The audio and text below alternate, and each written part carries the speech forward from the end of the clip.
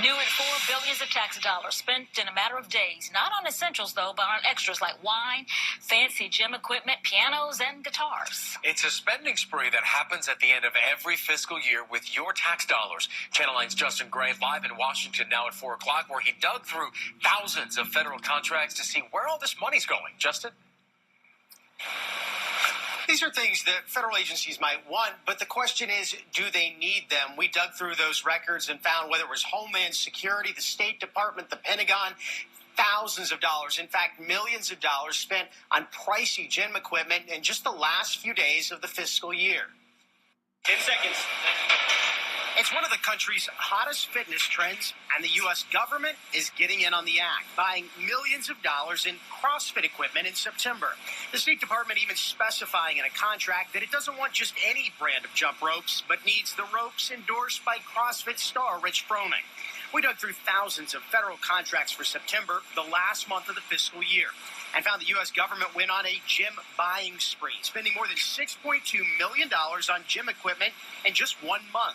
It's part of a bigger issue, so-called use it or lose it budgeting. Agencies worry they won't get as much money next year if they don't spend every penny. 1 out of every $9 spent by the federal government happens in just the last 7 days of the year. When the bureaucrats cannot even spend all the money that Congress is sending them, there's a problem. We also found orders for music equipment, like a $20,000 grand piano, Fender guitars, and saxophones. And then there were the iPads, dozens of them in just this one GSA order, and $10,000 for snowboards. For comparison, we looked at spending in the ended in October and so far in November.